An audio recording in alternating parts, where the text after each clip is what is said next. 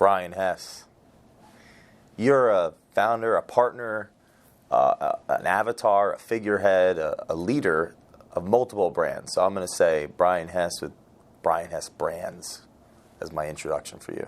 What's that like in 2021 if you look in hindsight where you've come from and what you've overcome to be a leader of leaders? It's interesting to think about, because I think that, as we evolve into who we become, that it's not really, it doesn't seem like anything unique, right? It just seems like a journey that you go on, and as you become the person that, at some point in your life you wanted to be, then a new version of yourself is always, kind of out in front. So I don't spend a whole lot of time thinking about, what it's like necessarily, as much as I try to spend time just seeking out the next version. If you broke down some of the activities that you do, that you are conscious of, that you focus on, that have brought you to where you are, what are some of them that come quickly to you? Definitely working on discipline and, the use of time, being able to condense and stretch time, right, to work to your advantage. So, I say this a lot, but it's not about how many hours you spend at work or how many hours you spend at home. It's about the number of hours or minutes that you spend actually doing what you're supposed to be doing. So it's the number of active hours, the number of hours making progress that matter. And so for me, that's probably been the biggest journey, is that journey of self-development and discipline that allows you to reach levels much quicker than most people think is realistic. By sacrificing time in some way and being able to stretch time in others, where you can get more done in the same period of time in days and weeks than other people, as a result of your ability to see time differently than other people. Did you have that ability always but lack the discipline, or did you have the discipline and lack that foresight of time, or what one? Or I think discipline's an interesting thing to talk about, because I think that at any given moment in our lives, we all lack discipline. Like, I still lack it today. I'm in pursuit of greater discipline, but for sure, I am in a way better place today, discipline-wise, than I was 10 years ago. And I think that it gets easier to seek out that higher level of discipline when you start to see the progress from it, right? So if you start back where you look at your life and you are maybe in a better place than most people, and so you start to settle. Success can be looked at differently by all people, and so if you're comfortable with the level of success that you have, then you may lack more discipline than what you realize at a given moment in your life. And so as you start to commit to that discipline, or maybe somebody in your life drives you to see that through a different lens, and you start to actually practice that, the results of what come from it are phenomenal, right? And so you start to catch the momentum that comes from exuding a higher level of discipline. And when that happens, it just multiplies, right? So you start to become addicted to this higher level of discipline that you have. One of the things that I say all the time is, I believe that to what degree you are able to achieve discipline. So if you're 80% disciplined, you will never achieve more than 80% of what you are actually capable of your true potential in life, as a result of not being able to find that higher level. So if you can get to 90%, then you'll be 90% of the person that you're capable of being. Over a decade ago, was there a point where you were more comfortable and not exuding that discipline? And then was there an outside influence, a mentor, an experience, a series of experiences that shifted, if so? Yeah, I think, I was always successful in my life by most people's definitions, right? Comfortable financially. I never really had a whole lot of challenges in that area of my life. And so, coming from where I came from, pretty simple little town that I came from, and, by comparison, if we use comparison as a measuring stick, I was always doing pretty well. And so I never really thought about this world of discipline or what it could produce if I was able to achieve discipline at a higher level. And so I would say, I came across some self-development stuff. The very first person was Tony Robbins. Wow. And that kind of opened my eyes to a new world. I think that, when I came across Grant Cardone, that idea of just massive action tied to the discipline really opened my eyes to a different world, right? And as I started to see these people and I started to, in some ways admire or look up to people that were achieving things at higher levels, I started to kind of have the curtain pulled back to what was possible.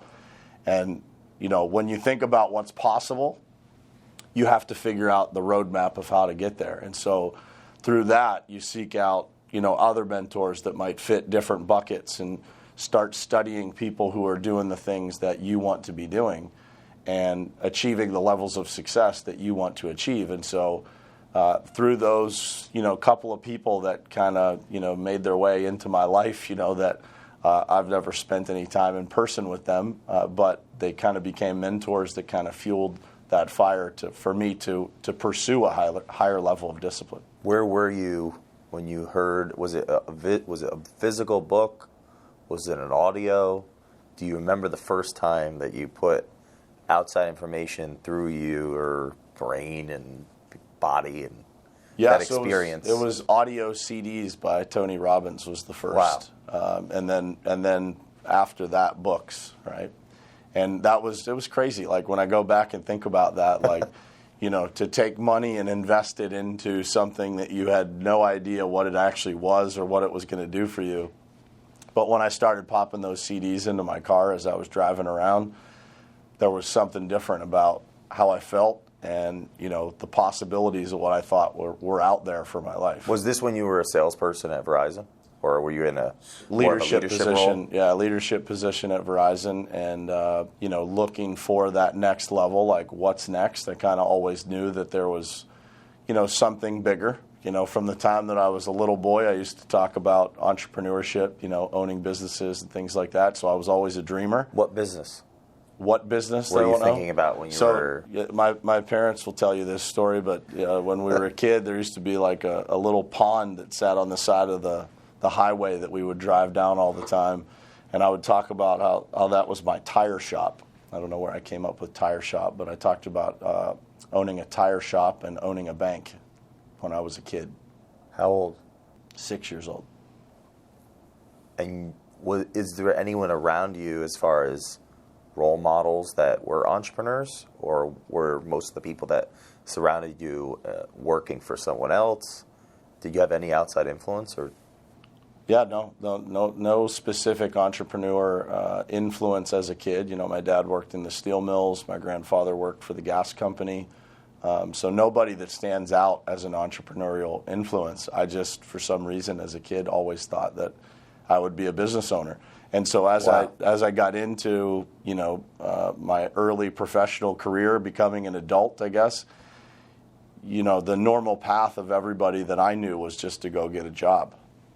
And so that's pretty much what I did. And I had short stints of, entrepreneur type things in between, but for the most part, I really didn't know the path of how to become an entrepreneur, right? I only knew that everybody I knew went and got a job and they saved their money and they had health insurance and they went and bought homes and got married and had kids, and that was kind of the normal path that everybody around me had. So that was the path that I was on. And so as I was working and achieving high levels of success in corporate America, I just always felt like there was more, right? There had to be something more. There was an itch that I had the whole time that I was doing something in corporate America and it was, me reaching outside of what I was doing. So I was a, business sales leader. We sold technology devices to small businesses, to construction companies, much like the one that we own now. And so the whole time I was doing that, I was reaching out inside of corporate America to coach other people, to help other people, because, the job that I had, probably looking back at it, wasn't as fulfilling as what I, would have wanted it to be. And so how do you make an impact outside of, the job that you're doing? And that's kind of how I was trying to do it, right? Was helping other people. And that literally, my passion for helping other people really led me to the construction industry in the first place, because the first construction company that I worked for was a guy that I ended up helping while I was a leader at Verizon. I ended up helping his business, and that's how I ended up working for him. Did he offer you a job, essentially? Yeah. Mm-hmm. What led to the leave from corporate America to something that seems at face value totally different, completely different culture? Yeah, interesting. So when I relocated from Pittsburgh to South Florida, and the very first appointment that I went on was with the guy that I ended up helping his company out while I was working at Verizon. But the very first meeting that I had with him, he happened to be from Pittsburgh originally. Wow. So we kind of hit it off in that meeting, and at the end of that meeting, he said, "You should quit your job and come work for me." And obviously I was 30 years old and had a pretty good job in corporate America, and had just relocated like literally a week prior to South Florida. And so I wasn't, in a position to obviously accept a job offer at that moment. But he asked me if I would come have dinner at his house with his family and kind of get to know them. And I accepted. We went to lunch that day. We got to know each other. And, I was really closed off to that opportunity at first. Like, I really just thought, man, I'll help this guy as much as I can.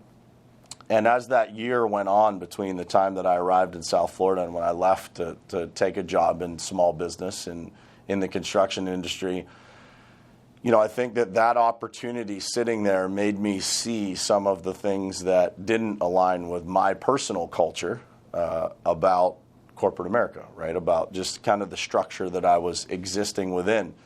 And there's nothing wrong with corporate America. That's a great fit for a lot of people, right? But if you have that different spirit or different culture about yourself, then you start to see those misalignments, right? The lack of creativity that you're able to have, or if you have it, it's always being molded into something else. Versus, in a small business environment or owning your own company, being an entrepreneur, you create from nothing, right? And you're able to have that ultimate freedom of creating whatever culture, whatever environment, whatever company, whatever innovation that you want to create.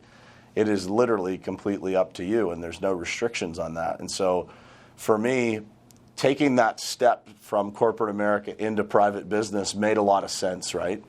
And so as I started thinking about that opportunity, I thought, man, if I could just get into a position where someone maybe needed me more, you feel that kind of lack of need in a large corporation where maybe you're just another person. But in a small business, if you're working for an entrepreneur, you're close to an entrepreneur, you're extremely valuable to that company, right? And so I started to feel that kind of pull and thought, man, if I could just get a little bit closer to, the decision making, that would be a great test for me, right? And I literally got to a point where I just convinced myself, like, hey, if I go do this and for some reason it doesn't work, these corporate jobs are always going to be there, right? I could always come back and take a corporate job. I'm talented. I have a lot of skills and experience. I could always, fall back on that if I needed to. But am I ever going to get this shot to take a job kind of close to the checkbook, if you will, right? Have a lot of influence and a lot of ability to create within a small business.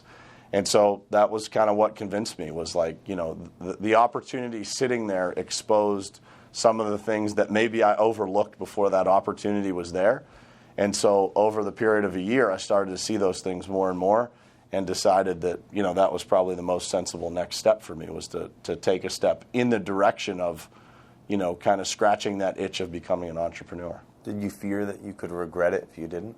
Of course. Yeah, I think, any time you're making a massive shift like that, and going back to then, to being 30 years old and thinking about that, like, I had the job that most people would dream of having in corporate America.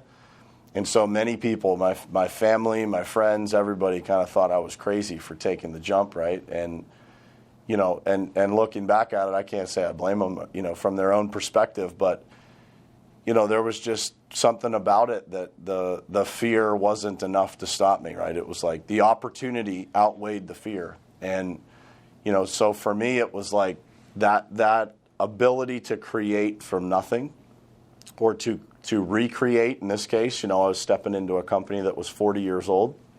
So to be able to go into that company and kind of remold something that had stability, so it had, an existing infrastructure and things to work from, but to be able to take that and grow it, that was really my first introduction to entrepreneurship, right? So it really gave me a great look at what is it like to create from ultimately nothing. Even though there was an existing infrastructure there, when you're rewiring the whole program, it is literally like creating from nothing. In fact, it's probably more difficult to create within an existing culture, an existing infrastructure, than it is to create from What nothing. have you seen that makes it so difficult?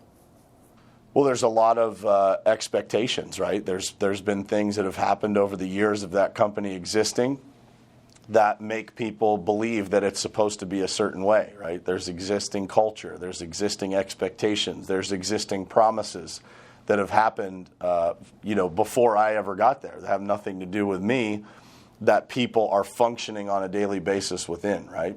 People have certain titles, certain positions. And when you're coming in to rewire that, that's a much different environment than if you're creating something from nothing. Creating something from nothing, there's no expectations already established, right?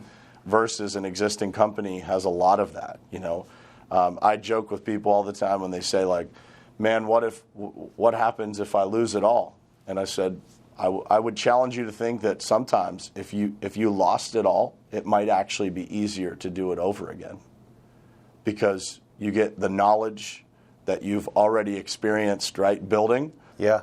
But all of the things that maybe aren't necessarily correct in your business today, you get to start them over in an instant. And you get to rewire that whole program without any expectations. And so because I've been on both sides of that coin, right? I've been on the existing side of it. I've created something from nothing, and now, I run and work in an existing business. And so when you think about that, when you can go back to zero for a minute, it's an interesting thought process to think, like, if I did lose it all today, what would it look like? How different would it be when I started over?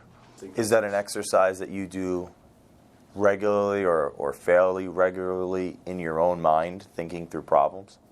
Yes. Yeah. And I think that it's a great exercise for entrepreneurs to do, because it really exposes those issues that maybe you choose to overlook on a day-to-day basis, right? And it tells you what changes you need to make, and it checks your emotions out of it, right? So it allows you to see things so incredibly clear when you say, if I were to start this over again tomorrow, how would I change things, right? Who would be the most important pieces that I would want to attract or bring with me? Or how would I rewire this organization? Is somebody in the wrong seat, right? Does somebody need shifted? But as it exists today, that's just the expectation of how we show up every day. There's a million things that come from that exercise of just gaining that perspective, right? Of, kind of looking at it. Jeff Bezos calls it the day one mentality, right? Going back to, why did you start in the first place? What did you see in the beginning that maybe you don't see today, right? As people go through years of entrepreneurship and building companies, I think one of the things that happen to people is they lose that fire of the day one mentality, right? And they lose that because they're not taking the time to actually shift those things that need to be shifted within their business. They're not taking the time to embrace conflict in a way that allows them to have conversations that their company is able to actually flourish and grow. And, so many people avoid those conflicts for their own fears of what they think might happen, as opposed to just maintaining that level of discipline that says, it's for the greater good of everyone to have those conversations, to constantly be evaluating, to make it an environment of accountability, where it's not, accountability is looked at as a negative word, but it's one of the most positive words in business. If everyone on the team is in pursuit of success, then isn't it true that accountability has to be the most important part of that conversation, right? If nobody is accountable, or more than one person is accountable, then nobody's accountable, right? Where do you see it start? I think it starts in the culture of a business, right? The expectations of setting the bar high and letting everybody on the team know where that bar is and making it crystal clear that, this environment is different, right? And so if you create an environment of high achievement, of high expectations, then I think that people naturally either fit, within that culture or they don't. And not that you'll get it right all the time, but I think that typically you're attracting people that are attracted to that type of energy. They want to go fast. They want to achieve. They want to be a better version of themselves, and they don't just want to get better professionally, but they want to get better personally. And by getting around those people that are on the same pursuit as you, that's what makes it happen, right? When you get in an environment, the high tide rises all boats. And so as you get into that environment of high achievement, high performers, naturally, without you even recognizing it, you're going to get better and better every single day. In October of 2021, it's going to be a decade that you've been involved in the pavement industry. Today, so before that time, before that decade, you're actually coaching, advising, and influencing some of the most tenured professionals in the space. Do you think this philosophy is part of the reason why so many in this space that you are still relatively new in seek counsel from you?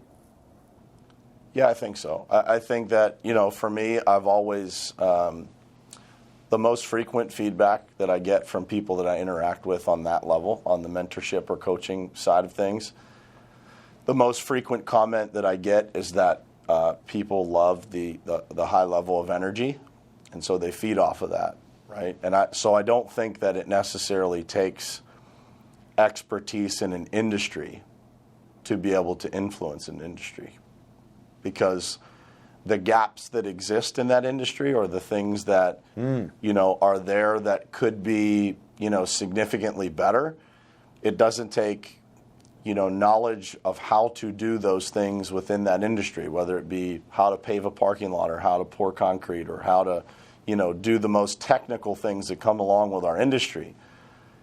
It doesn't take that to have an impact on an industry. And so that's true for anyone out there, right? You can always bring something to the table that other people need and other people want. And if you don't recognize that in yourself, you could be stealing that from other people, right? And so I recognized that almost immediately when I came into the construction industry. Like, the number one thing that I noticed was a lack of training. And so when I came into the construction industry, all I was used to was corporate America and constant training, right? I got some of the best training. I'm super thankful for the experience that I had going to every sales training, every leadership training you can imagine in corporate America. I'm still friends to this day with a lot of the trainers that delivered that content to me in corporate America. And they love to watch the journey of us building something outside of that corporate umbrella, right? Because they see we utilize a lot of the same approach, a lot of the same things that we were taught back in corporate America, just maybe a different spin, but it's the same concepts, the same structure. But when it comes down to recognizing that gap, being able to fill that gap and how do you do it is the most important thing. And so for me, I look back at that and don't even realize, like, in that moment, I just took a lot of action towards being able to solve that problem. So when I was being trained in the industry, being a person that didn't know anything about asphalt and concrete when I stepped into it, I was extremely disciplined in the sense of documenting everything that I was being taught. And so every day I would type all these notes into my computer. I would take all the links of references and things like that I was given by the people who were training me, and I documented all those in just a Word document in my computer. Wow. And so over a period of time, I was able to develop that into kind of a asphalt and concrete 101 training that allowed me to bring some of the salespeople, some of the sales executives that I had on my team in corporate America. I brought them into the construction industry. And so we taught all these people the basics of asphalt and concrete out of this book that I created. And we were able to get them up to speed very quickly, and they all achieved success. And so through that, I realized that, hey man, there's a significant gap here, not just in this company that I was working for, but throughout the industry. And as I became successful in the industry, in a sales role, in a sales leadership role, a leadership role within a company that was a pretty big company, people started to recognize that, right, and ask a lot of questions like, hey, how are you guys doing this? What are the things that you're doing that are creating this huge increase in revenue and, you know, creating this difference in a pretty old company, right? And we kind of reinvented ourselves in a handful of years. And as I started to recognize that, I thought, like, man, it would be incredible to be able to do this, you know, on a larger scale, to have a bigger impact, to be able to help more companies be able to do the same thing. Because in the construction space, I think the biggest challenge is not what the industry is, but how it's perceived. And it's perceived as an old, antiquated industry. And so how do you make an impact on that? Well, you have to do something about it, right? You have to take action. And you have to create these programs and the initiatives to give people the opportunity to modernize. And so through that, eventually down the road came Top Contractor School, came this idea of, you know, kind of helping people become digital contractors. So, you know, modernizing their marketing, their sales approach, the technology that they use within their companies.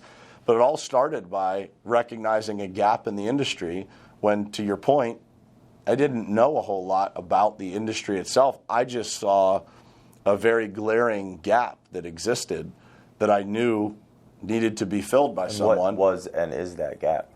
It was training in general and a level of knowledge and awareness of what's out there, right? When you're inside of an industry, the expectation is created of your company from that industry. And so one of the things that I say to the contractors I coach today is, like, you can't compare yourself to the average in the construction industry because the level of customer service, the level of customer experience is not, you know, at the top of what you would expect in any industry, right? The level of customer service within the construction industry is generally perceived as not the best. So if you are comparing yourself to the average, you're doing yourself a disservice. If you can elevate yourself to the pinnacle of customer experience and customer service within the industry, you're not only doing great things for your own company, but you're helping evolve the industry and drag it in a direction that it needs to go. And, you know, that is the biggest passion that I have right now, is reinventing, like, what should it be like to do business with a construction company? It shouldn't be the perspective or perception that people have of, you know, construction companies are difficult to do business with. They don't do what they say they're going to do. They don't communicate well. They don't do all these things. And so for me, it was, how do we create a company that solves all of those problems that in the first year of being in this industry, I heard over and over and over again. You know, for me, it was the greatest gift of my career to not know asphalt and concrete very well, because for the first year of me being in this industry, I had to actually ask people what their problems were. I couldn't talk to them about what everybody else was talking to them about the technical things, about, you know, how to pave their parking lot or what the drainage was going to be like. I had to actually ask them what was bothering them the most. And so through those things, through asking that question hundreds of times, I figured out that there was, like, you know, 3 to 5 problems that property facility managers, property owners had that nobody was really asking them about. And so as we were able to create process and technology around solving those problems, we became a very attractive company to do business with. What are some of those problems that you were able to create process and technology around to solve? So the number one, I would say, is that they don't actually know what exists on their property. So if you're a property or facility manager and you're managing 15 properties, 150 properties, sometimes hundreds or thousands of properties, they don't know what exists on their property. So how do they make the right decisions, right? And so We've been able to solve that problem by providing them with facts and data that allow them to see what's there, not just on one property, but all of them. The other problem that comes up all the time is that contractors don't communicate. They don't know what's going on their properties, or when they're bidding the job, or how long does it take to get a proposal, or how long does it take to get a revision.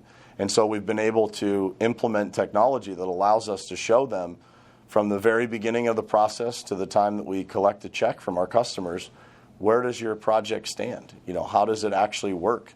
So creating transparency and visibility in the process is a huge deal for them. And there's probably 2 or 3 problems that they expressed regularly in that first year for me that are solved just by that, right? Just by giving them visibility into the process. What I call today is like shared control. People love to have shared control of the process. If you go on your phone today and you call an Uber, that's shared control of the process. You can see where the car is. You know what the expectations are, and you know what it's going to be like, what time it's going to be there, and what time you're going to be at your destination. So why is it not that way in construction? We know how long approximately things are going to take, right? So why wouldn't we follow that lead of what customers actually like and create the technology and create the customer experience that solves those biggest problems that they have? What has the feedback been on that? It's just listening to that. That's profound. Yeah, it's incredible. I mean, we just had a couple of calls this week with people that we, kind of show them the process that we follow, and it's so unique, right?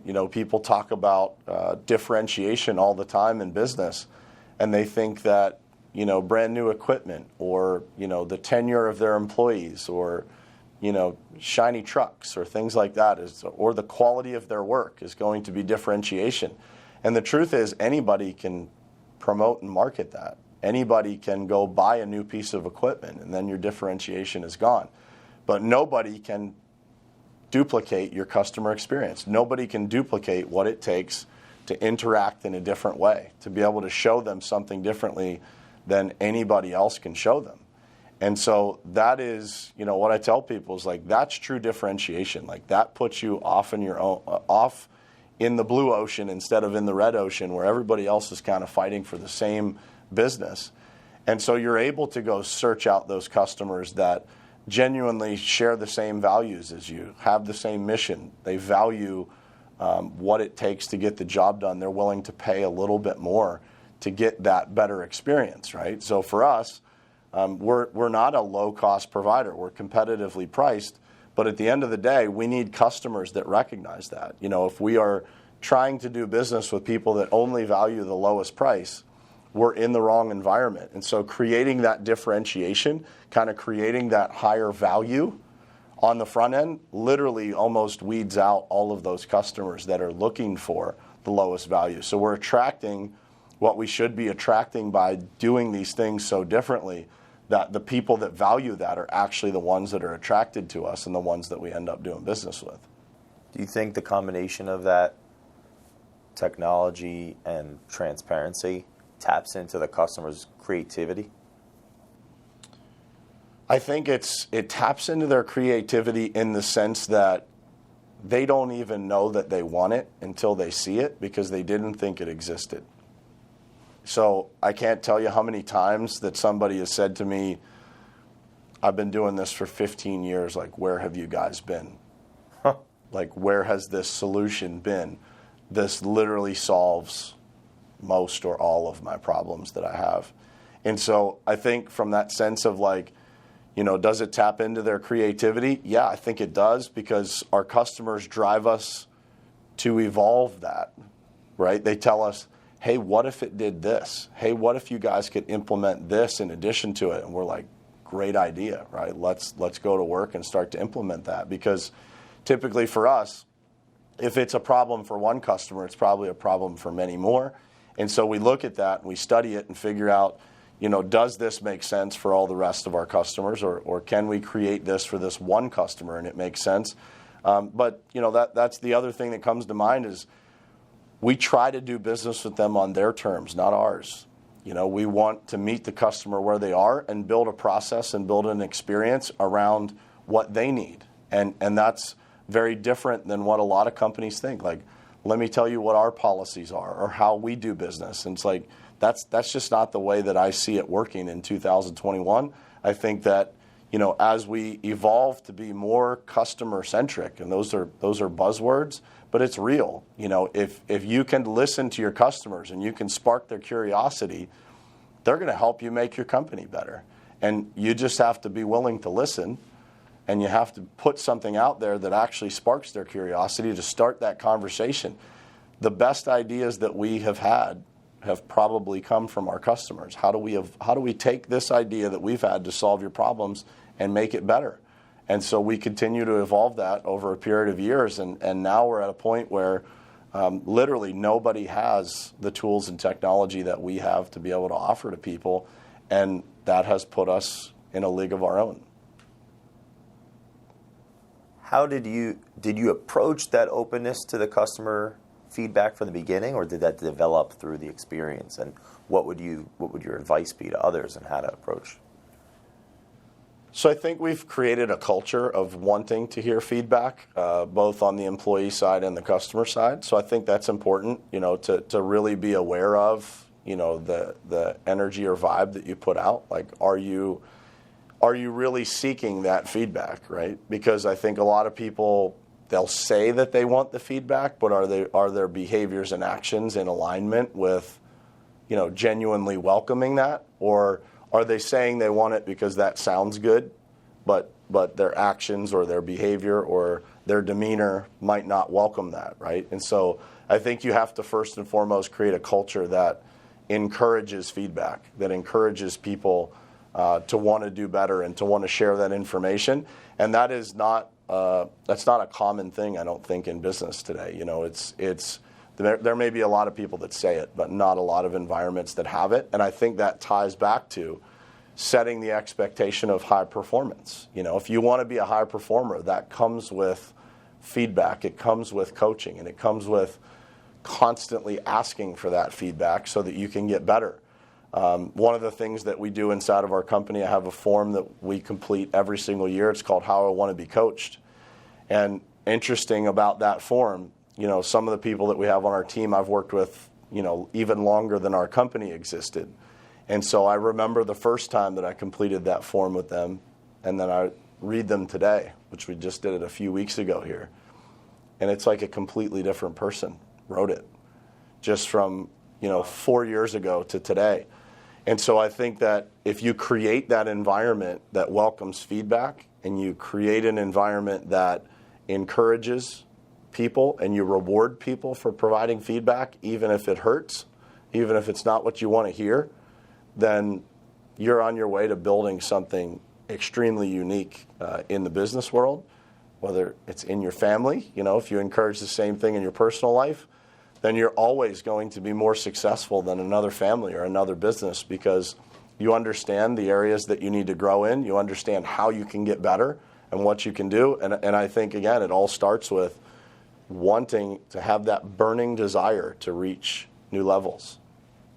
You've been doing the morning perspective, for over a year now, over 300 episodes. Is that correct? Yeah, I think it's 315, something like that. What was the inspiration? So I think I always had a lot to say. I always felt like, there was more that I had in me that I wanted to find a way to share. And, for me, going through the journey of, finding discipline, finding a new level for myself, and feeling that fulfillment from finding that, I had a burning desire to have other people be able to feel that. And for me, that started with having a great morning routine, right? Being able to wake up, do the same things every day, have that level of discipline to start your morning off positively. And I remember, growing up and, into adulthood, everybody pretty much wakes up in the morning, they make their coffee, they turn on the news. And I remember thinking over and over again, man, how do people start their day watching the news? It's so depressing. If I could just change the way that people start their day by consuming something positive, then I could probably shift everything about the way that they think going into the day, right? Whether that's professionally or as a parent or anything. And I think that for me, the word perspective, or the idea of Morning Perspective, the Perspective podcast, I just believe that the way you look at things is the environment and the world that you create for yourself. And so if you choose to look at things through the right lens, if you believe that things happen for you and not to you, and you can always keep that mindset of everything being a gift to you, that you will do exceptionally well in life. And it doesn't matter what it is you do. It doesn't matter if you are selling cars or selling construction, or you're a stay-at-home mom, or you're working a job that you don't even enjoy today just to get by. How you choose to look at things matters. And it's everything about the environment you create in your life and where you're going and what you think is possible is based on your perspective of how you see right now, like right in this moment.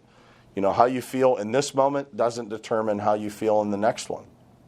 And that choice of the next moment and your choice of how you feel in the next moment comes from your perspective of how you see the world. And so for me, it was that desire to give back to people, to give them the gifts that I uncovered through the journey of my own self-development, and to say, like, you do have a choice of how you look at things. You have a choice of how you start your day. You have a choice of who you surround yourself with. And creating that community of people that tune in every single morning to listen to those messages has been one of the greatest gifts of my life, right? Like, the first time I ever did an episode, I thought to myself, like, who the hell wants to listen to me? Is anybody going to show up? Is anybody going to actually like what I have to say? And over time, man, I realized, like, genuinely how many people need that message. How many people are in that season of their life that, like, they just need that extra boost, right? They need that person to tell them, like, hey, man, I've been there. It's okay. Like, you're going to be fine. Look at it as a gift, and everything's going to be just fine, right? You have to be able to find the silver lining in everything. And so I think that's what we do every morning by delivering those messages. We're able to provide that silver lining for people. We're able to help them see what it is that they have that are the gifts in their life right now, that exist right in the moment that they're in, that maybe they've been overlooking for a day, a week, a month, who knows, right? And so by doing that, it has literally changed the way that I start my mornings, because no matter how bad I feel when I wake up, by 7:50 or 8 o'clock, whenever I'm done with Morning Perspective, it's impossible for me not to feel better about myself when I'm delivering that message. And so as helpful as it is for other people, it's an incredible gift to my life to have to refocus my own perspective every single morning to prepare for that show, to deliver the message that helps other people. And I say it on the show all the time, but, like, most of the messages that I deliver, they're probably as helpful for me or more helpful for me as they are for somebody else, because a lot of times those messages I'm delivering are probably me coaching myself too, right? A reminder for myself of something I may know, but I might be off track on that week, or I might be, I might not be as grateful as I need to be in that particular day. And by the end of that 20 or 30 minutes, man, I'm right back to where I started, right? I'm refocused, I'm in the right frame of mind, and I'm ready to start my day. And so by 8 o'clock every day, I'm in the right space. I'm in the right mental capacity to be able to win every single day. And so that podcast, that Facebook Live that I do every day has made a massive impact on me personally, both from a discipline standpoint and from just a mental discipline or mental balance standpoint. Has it translated to the Pavement Group? Definitely. Probably the most surprising thing about Morning Perspective is how many contractors have found me and ended up in my programs, or ended up being a subcontractor for the Pavement Group, or ended up, connected to the Pavement Group from a podcast that has absolutely nothing to do with construction.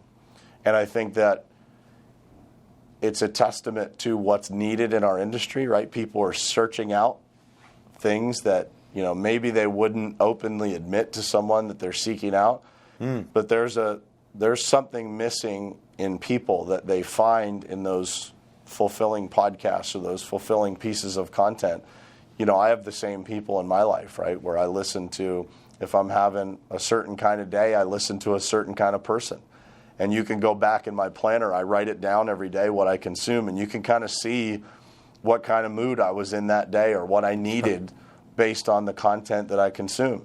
And I think that, that content matters. And so for me, being able to make an impact on the construction world, whether it be large or small, by delivering content that maybe wouldn't be viewed as the normal blueprint of the construction industry, I think that that's something that I'm incredibly proud of, because I think, for a lot of people, they may not step out and deliver those kinds of messages because it doesn't fit the blueprint of what people see in the construction space. But for me, I see it, again, as another gap in our industry of people need this kind of thing, so who's going to step up and do it? Who's going to step up and speak out about it? And so for me, it's been incredibly rewarding. I think it's transitioned incredibly into other areas of my life, including the pavement group, and has introduced me to a group of people that are exceptional, right? You don't show up every single day. I have people on the West Coast that get up at 4:15 in the morning to tune in live every single day. People don't do that don't want to win. They don't do that unless they want their life to be better. They don't show up every single morning unless there's a champion in there that's being unleashed, right, by consuming this positive content that gives them a new perspective. What's the feedback been as far as people that you have interacted with and built relationships from, putting yourself in a position where a year and change ago you questioned yourself, is anybody even going to listen? Yeah. What's the feedback been? There's parts of it that's pretty deep. Like, I've had two people call me and say that one was in the process of committing suicide, the other one was having extreme suicidal thoughts, and they're both still here from what they tell me from messages that they got from the podcast. I've met, several people that are some of the best friends that I have in the world today, and, I just found out 3 or 4 months ago that one of the guys I'm closest to in my coaching programs literally came to me through Morning Perspective. And I'm like, how did I not know this, right? But he, again, young guy, looking for anything he can get to shape his life and to drive it forward. And, I think that, you to everybody out there that has ever had that thought of what to do and what impact would be made, it's much greater than what you think. To be able to look back and say, in some way you had an impact on people, that are sons of fathers and mothers and nephews of people. And one guy has several kids. Those kids still have their dad because of a message that they heard. And, so I think a lot of people out there have those messages in them, and they don't share them because of the same feeling that I had on day one of who's going to listen, right? Or who's going to have comments about what I'm doing, or who's going to say what, is this the right look for a construction guy? And I think a lot of times we talk ourselves out of that, and those are, the greatest gifts that we have in our lives are sometimes the ones we never share. And for me, looking back at it, that is something that if there's any mission that I have in the world, it's trying to get other people to tell their stories, other people to share what's important to them. Because as we do that, we genuinely make the world a better place. There is somebody out there that needs to hear what you have to say. And if you don't ever share it, who knows what happens, right? So take the action, speak out, say whatever it is that's on your mind, and I think that the impact that it makes in the world is literally immeasurable. And the ripple effect from that, who knows? What is the impact of the guy that is here for his kids? How are those kids going to grow up differently now than if he wasn't here? And it's a lot to digest. It's a lot to process. But I think there's so many people out there that don't do it for all the wrong reasons, right? They don't do it because they're afraid of how people are going to look at them or what they're going to have to say. And it's important for people to realize the impact that they can make. Is social media, to you, a net positive? Net positive beyond what I could describe. I was a person that questioned it just like anybody else. You know, when I was told that I should do it, that I should be on social media, I thought about, you know, I didn't want to share my kids. I didn't want to put my family out there. I appreciated my privacy. And, you know, I didn't see how a guy in construction could possibly build an audience, right? Could possibly be somebody that somebody wanted to listen to.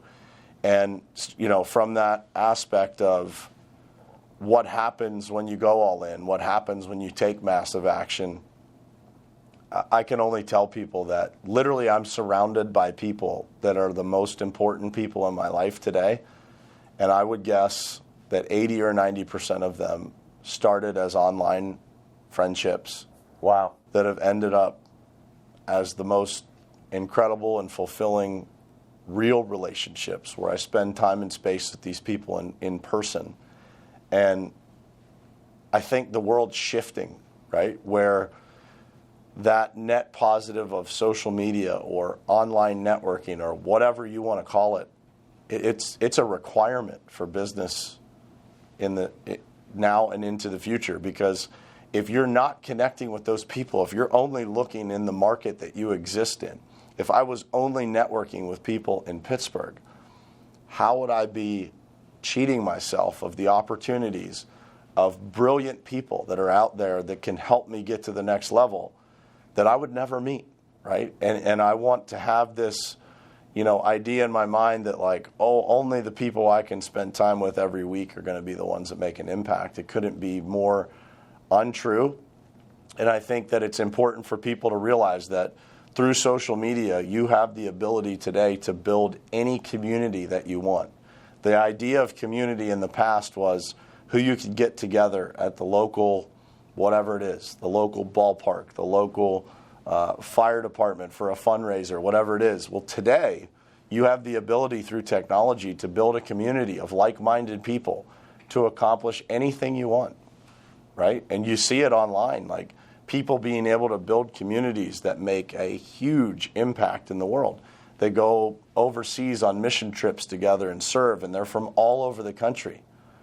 And that wouldn't be possible if it wasn't for social media. And so from a business aspect, from a personal aspect, I couldn't encourage people more to put yourself out there. And when you tell your own story, no matter how crazy you might think it sounds, there's always going to be somebody out there that relates to you and says, man, I see something in this guy or this girl that I see in myself, or I see something in them.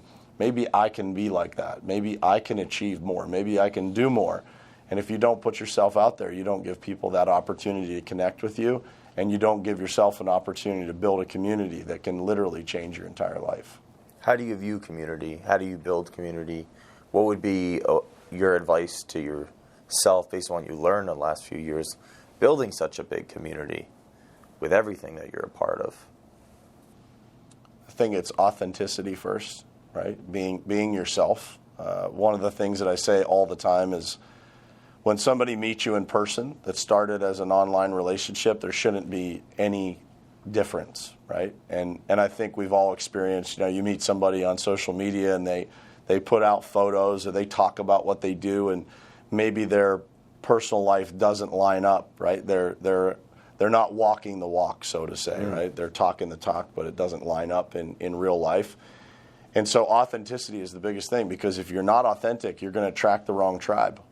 You're going to attract people that aren't actually like you. And no matter what place you're at in your life, if that's, you know, not a great place, you know, it's okay. You're going to attract other people, and you can help each other get to a new place. But being authentic and sharing your message and doing so consistently is the most important thing about building community. Like, you know, I see a lot of people that go out there and they start on social media, but they don't commit to it, or they're not regular, they're not consistent.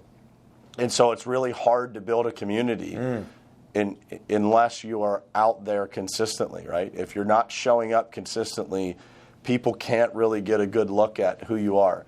The Perspective podcast is a great example. Like, after 315 episodes, I think it's hard for people not to know what I stand for, who I am, or what I'm passionate about, because it's been consistent over 315 episodes of delivering a message of inspiration and motivation and wanting the best for other people and being willing to be there to help other people get there. And so I think that you naturally attract other people that want the same thing. Some people that have the same desire to help other people as I do have, come on board into the community, and they're literally building their own stuff. I see other groups popping up from people that I've met that have come into our group, and then they say, man, I've got an idea. I want to go do this too. Like, how great is that, right? Where people can literally go build their own tribes, and they're all associated, right? Everything is meant for the same common impact, the same common goal. And that is the power of what community builds. And so as you're able to be authentic, you're able to put yourself out there, and you do it consistently, it's a natural process of building community. And I didn't know that back then. I wasn't intentionally trying to build a community. I was just talking into a camera every morning. I didn't know what would happen. I was wondering if somebody would listen to me. So I had no intentions of necessarily building a community. But when it happened, I thought, man, how powerful is this, right? Like, literally, communities of people like that can change the world. Look back in history. It's happened many, many times, both positively and negatively. But if we can put the right message out there, we do it consistently, and we attract the right tribe, man, the impact that you can make is unbelievable. When you were asked to be a part of Breakfast with Champions, what led you to agree to put another thing on your plate, being that your plate is so, people are going to be listening to this and thinking, does this man sleep? If they don't know, I'll tell them he has 4 children, loving wife. Yeah, I think, number one, I think that when people give to you and they go out of their way to help you in any way that they can, that, the answer is always yes for me, unless there's some really good reason to say no. And so Glenn Lundy called me on a Saturday, and he said, man, have you been on Clubhouse? And I said, yeah, man, I've been on Clubhouse. He's like, dude, I have an idea. I've had this idea in my head for like years of creating the largest breakfast table in the world. And I always saw it through this lens of a Zoom call or something like that, where we could get people together every morning and we could share ideas. And, Glenn's a big person on morning routine as well, and was an inspiration for me to start Morning Perspective. I was on Glenn's show a couple of weeks before I launched Morning Perspective. Wow. And so Glenn's had a massive impact on me, right? And has motivated me to do a lot of the things that have created success for me. But he painted this picture of what it was going to be like. Like, we're going to provide people with the way to start their day, the discipline, the information, and we're going to create this team of people that are going to run this from this time to this time. And I literally just said yes. And I said, whatever you need me for, man, just let me know. And I had no idea at the time that he was going to ask me to do 5 o'clock in the morning. But it doesn't matter. And the truth is that it's important to say yes to those things, because that has shifted my life from getting up, what would be considered early to most people, to now getting up at 4 o'clock in the morning every day. And so now I'm doing 4 hours worth of work before most people show up to the office, right? And so Breakfast with Champions has unlocked a new version of me, because I've been able to make more progress. And, if you take 4 hours a day extra than what everybody else is doing, and you multiply it over a year, you gain 26 weeks of progress on what everybody else is doing. Wow. And so when people say, like, how do you make the progress, or how do you do everything that you're willing to do, I always say, you have 3 options of what you can do. You can steal from your family. You can steal time from your family. You can steal time from your business, or you can steal time from yourself. meaning you can steal time from your sleep or somewhere that you need to sacrifice to get better. And so for me, I am not going to steal from my business, and I'm not going to steal from my family. And so I just always say yes and figure it out as I go. And what I find from that is you're able to multiply time when you just commit to it, right? You figure it out. And so how much can you actually do? Probably 10 times more than what you think you're capable of.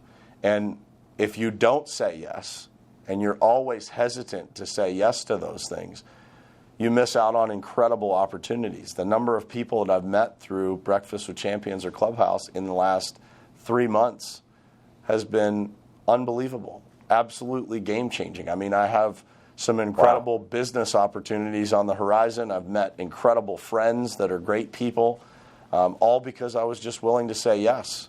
And so I think, it's important for people to realize that, like, if somebody's doing for you, it's imperative that you return the favor, both for yourself and for them. Because if you are always taking and never giving back, you're not going to feel good about yourself. And so for me, it's important for me to give to those that give for me. And, we've got an event coming up in June. I called Glenn and asked him to be part of it. And no different than I said yes to him, he said yes in an instant. And we'll figure out the details later. And I think that's something I see in most successful people, is that they tend to say yes a lot more than they say no. And the only way that they say no is if there's a really good reason to. You think that the good reason, too, comes from what they've already, or like talk from your perspective, no pun intended. Sure. It's awesome.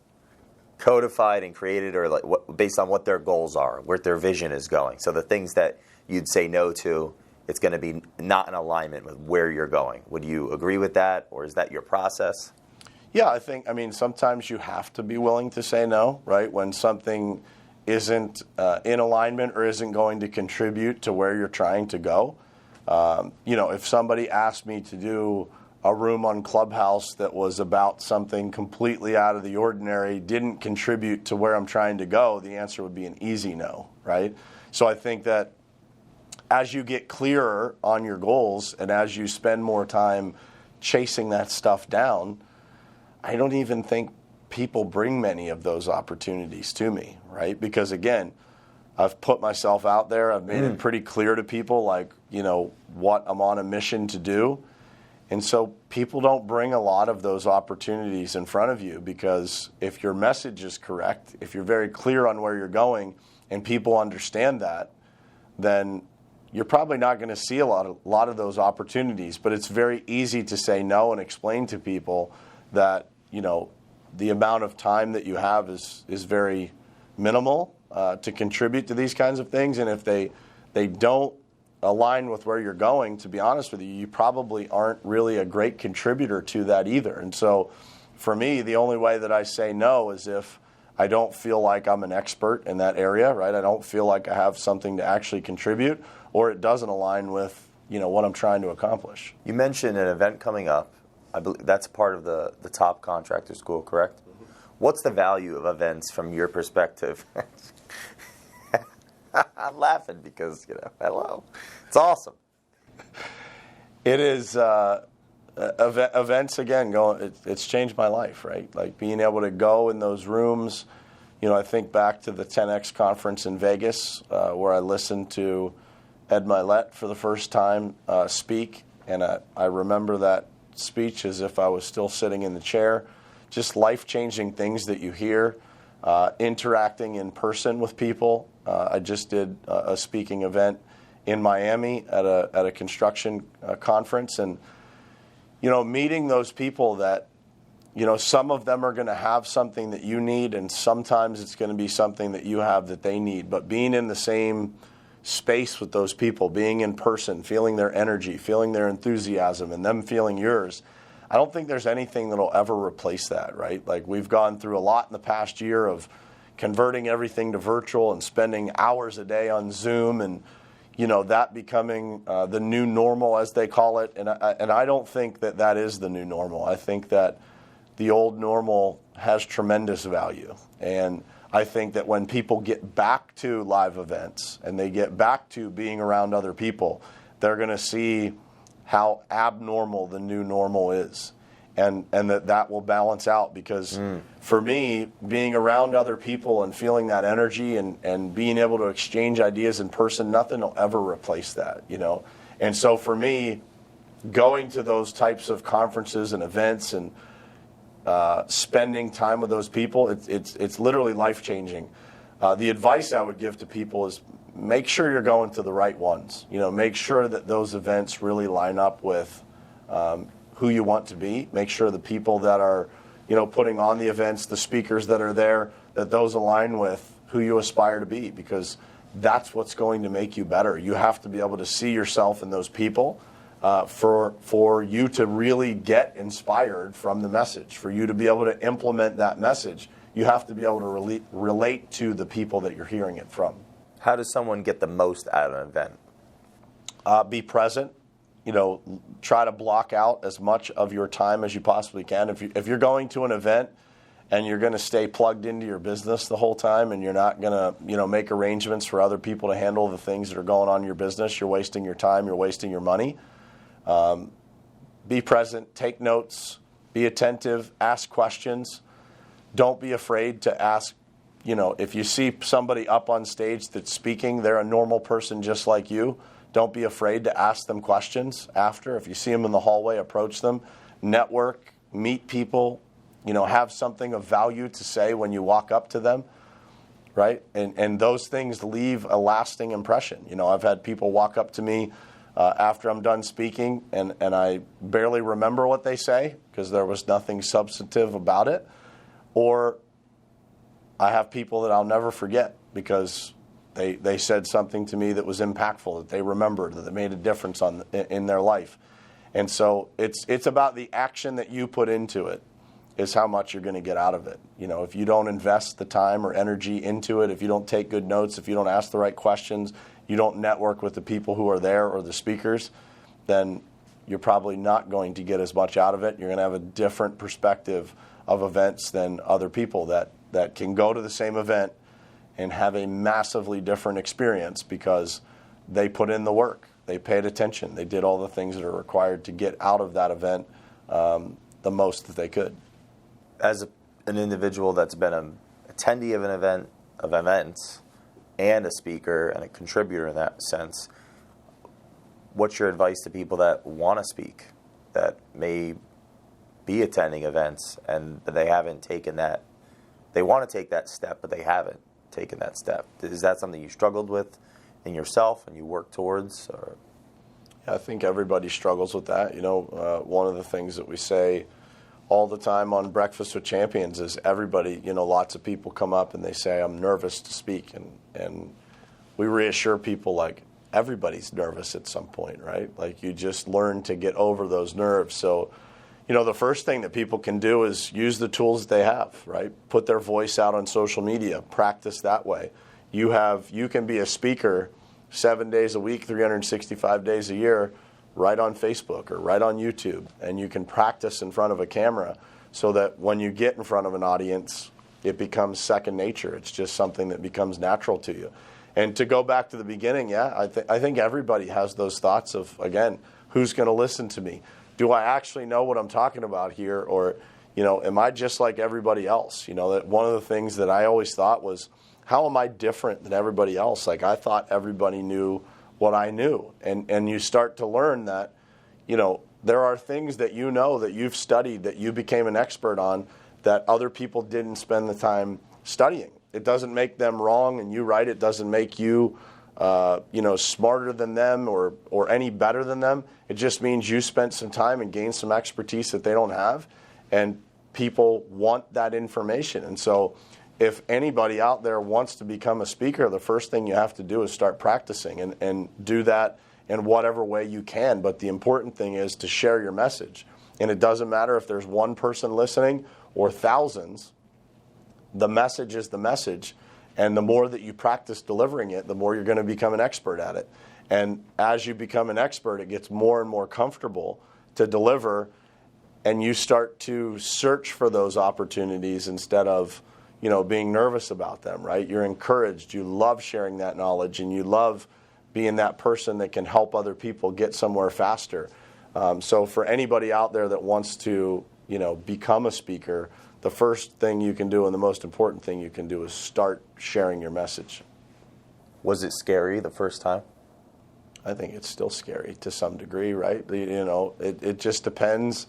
Everything has its differences. A new audience, a bigger audience, a different environment. You're going to a new show that you've never been to before and speaking to a new audience. And I think you run through the same questions that you had, in the beginning of, are they going to listen to me? Is what I'm going to have to say valuable to them? Did I tailor the message appropriately enough? But yeah, I think there's always some level of, uncertainty. I think the advice I would give someone is let that uncertainty drive you as opposed to, slowing you down, like scaring you. If you use it to motivate you, you will deliver a better presentation. You will make sure that you're getting every detail right. And in the past, it can be far more debilitating than it is useful. And it's all, again, about perspective. How you look at it allows you to decide, like, am I going to use this in the right way, or am I going to let this really get me? And so for me now, I'm able to turn that into fuel. Like, man, I'm going to make sure that this message is on point. I'm going to make sure that I bring the right level of energy, the right level of detail, that the message is tailored to the audience correctly. And so as you use that as motivation instead of a negative, it changes everything about the way that you look at it. And so you can get up there and be excited that you're going to share something valuable. What's your perspective for people on how it could be more beneficial for them to view personal development, mentorship, counsel? I think mentorship, counsel, personal development is the difference between who you are and who you want to be. And, whoever you want to be, whoever that person is, a great exercise for people to do is to take, the top 3 people that influenced them in their lives, right? The top 3 people that they really looked up to, and list out the characteristics that stand out to them when they think about that person. And when you establish those, what you find is that those are the characteristics that you actually aspire in yourself, right? That you really want to possess. And so when you go seek out those mentors that have that, right, that have a more seasoned version of that trait, you can learn from them. And you can, recently I've been studying the mentors of the mentors so that you can understand how those people became who they are. Who are they reading? Who are they studying? And how have those people shaped them? And as you start to understand that, you can literally find any version of you that you want to find, right? People recreate themselves all the time, right? We see people, become incarcerated for whatever reason, and they come out and they completely reinvent themselves. And so for me, personal development, mentorship, coaching, all that stuff, it's the single most important thing for every area of your life. Because if you're not seeking it out, if you're not having those people in your life that are influential, that are pushing you to be better, then are you really getting better? Ed Milet says, the 43-year-old version of yourself versus the 42-year-old version of yourself, or the 41-year-old version of yourself. When I turned 42 in June, I don't want to recognize the guy that was 41 years old. I want to be much better than that. And I think you do that most efficiently, most effectively through mentorship, through choosing the right people, having the right mentors that share the same values as you, and really going in deep and detailed into what helped them create the version of themselves that you look up to. Does that drive you to continue being a mentor as you're a mentee? Absolutely. Yeah, I think I think being a coach, being a mentor, being that person that people look up to, if someone is not driven by that, then they shouldn't be a coach, right? They shouldn't be a mentor if they're not driven by the responsibility that comes along with that. I think in today's world, This comment just happened. I can't remember where it was. I think it was yesterday. I was in a conversation and someone said, there are 1 million coaches out there today. And I said, you are incorrect. There are a lot of people that are masquerading as mentors and coaches. But the real coaches and mentors, the people that genuinely care about other people and that actually want to make an impact on other people, have that trait. They're driven by the responsibility of it. They're driven by being more excited about other people's achievements than their own. You know, for me, if I look at the people that I've had the privilege of coaching and mentoring over the past few years that have been incredibly successful, sometimes they achieve more than what I thought they were capable of in that moment. And for me, watching them achieve is so much better than achieving myself. It drives me so much more to constantly evolve myself so that I can continue to serve them, right? Because if you don't grow yourself as a mentor, if you're not driven by that responsibility that comes from, you know, people looking up to you, people looking to you for guidance, then you just shouldn't be doing it in the first place, because eventually that person is going to outgrow your ability to lead them, outgrow your ability to help them. And, you know, for me, that's a driving force. I just asked that question of somebody this morning, like somebody that's had a coach for 10 years. I wanted to genuinely know, like, how does that person still stay out in front of you? Because it's something that I think about, right? I'm always trying to get better and pour into myself so that those people never, you know, they never get to the point where they look at me and say, like, you can't help me anymore. And I think there's a lot of people out there that call themselves coaches or call themselves mentors that have those characteristics. Like, they're in it for a profession or for money, not for the idea of making people better. And so if you focus on the idea of making people better, I think that the success of mentors comes from that commitment, not from, you know, the business idea or how much you charge or whatever it is. But it's the single most important responsibility that we all have. As a father, I'm a mentor. If I don't take that responsibility seriously and I don't grow as a human being so that I can continue to serve my children at the highest level, then what am I doing? Am I really a good father? Or am I just another person that's calling themselves a coach? Has coaching others helped you be a better father? Oh, 100%. Yeah, I think that by coaching others, you see the challenges that people face, and all of us go through different challenges in life. All of us have different ideas of who we are at different points, and I think that by interacting with more people and having more people share their struggles and share their challenges with you and share their lives with you, that you see so much more of the world, right, than what you could ever see just living your own life.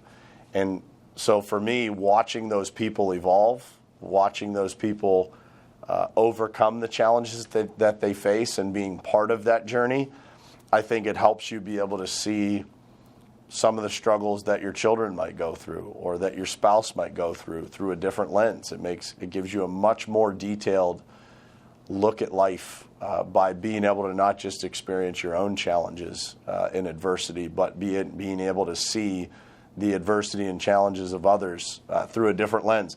And you're also able to remove a lot of the emotions that you experience personally when you're going through challenges. You don't experience those same emotions when it's somebody else's adversity. So you're able to process that in a much more logical sense, which helps you personally be able to reduce the emotions that you process your own adversity with.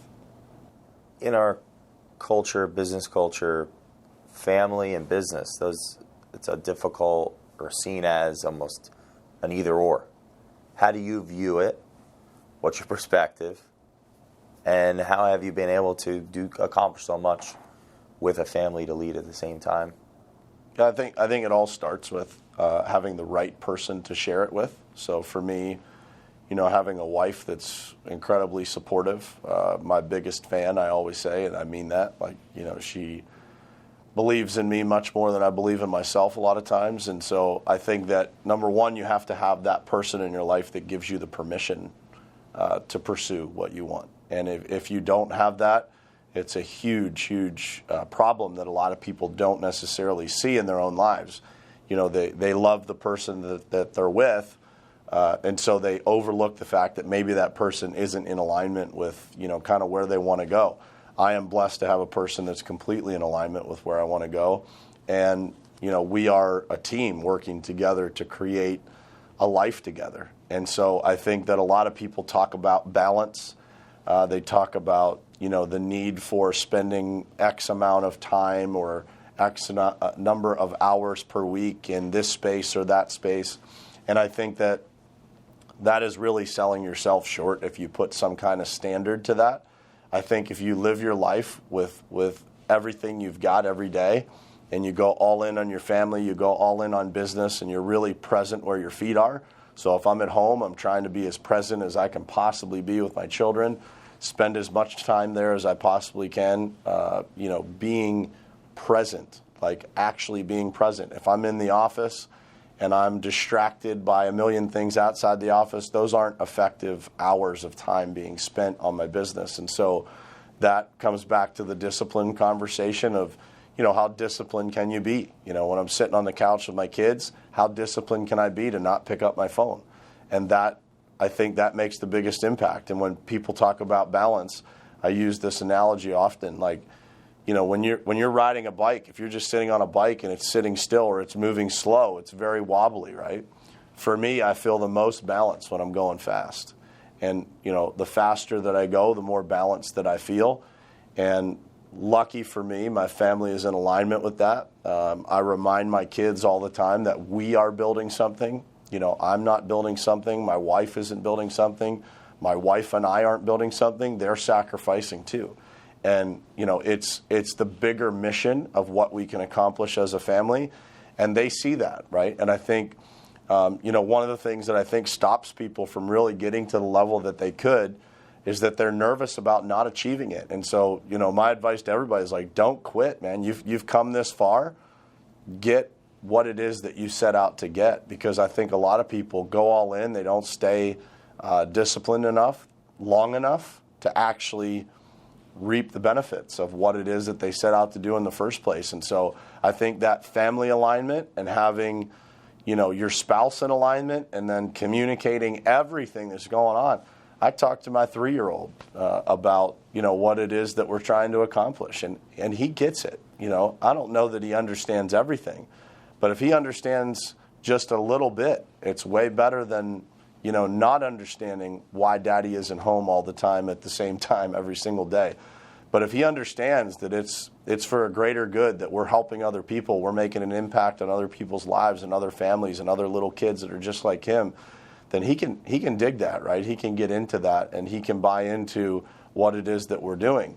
And as they get older, my daughter's 8, and she understands. Like, she totally gets, what I'm doing, what our mission is, what we're accomplishing, and the impacts that we make on other people. And then, we get to bring some of those people to our house, and she gets to meet them in person, and they get to hear, all the stories about, where somebody's business was and where it is today, or what impact their dad had on their life. And, it's incredibly rewarding for them to be reminded that they're part of that, right? That they are part of that. And my hope is that through the example that I set, that I'm creating, 4 little humans that will do the same exact thing, that will grow up and be passionate about making an impact with other people.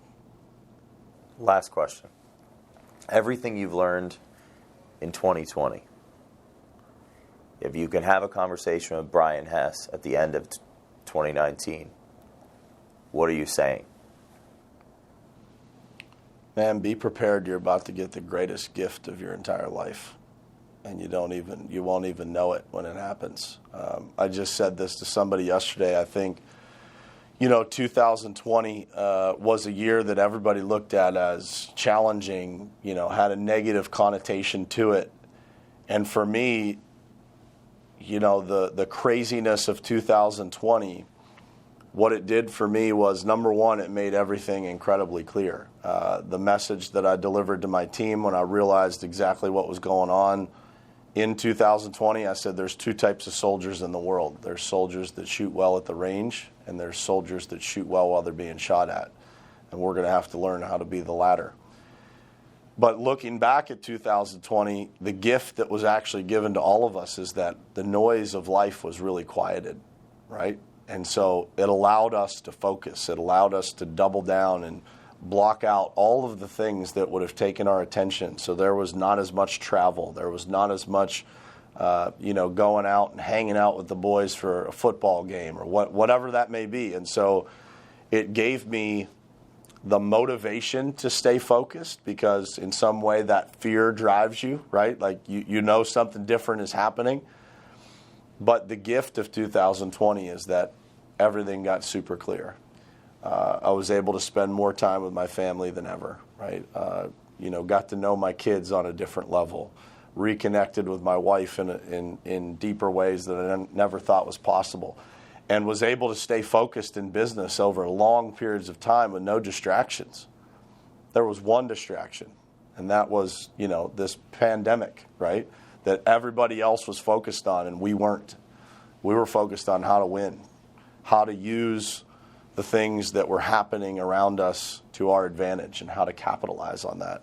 And that's exactly what we did. If I look back at 2020, we rewired our business in a way that allowed us to have a springboard into 2021. We implemented new technology and new systems that put us in a league of our own. And we used that time that everybody else was so focused on watching the news and all the negative things that were happening in the world. And we used that time to propel us to new heights. And for me, that was personal, professional, all the way around. Brian, thank you. Thank you, man. A lot of fun. I appreciate it, brother. Did you learn about yourself from this conversation? A lot, man. It was a good walk down memory lane. Good reminder of the things that, sometimes we forget on the journey. We forget kind of what drove us, what got us started. Some of the things that we talked about, the transition from corporate America to construction, and then from construction into entrepreneurship. I don't think we always take the time to reflect enough. And even I'm a person that, spends a lot of quiet time. I try to spend at least 30 minutes a day kind of thinking. But some of those things never come up unless, you have these types of conversations. So I appreciate it. Thank you. Yes, I'm very excited to be a part of the ride with you, brother. Thank you for watching, whoever you are.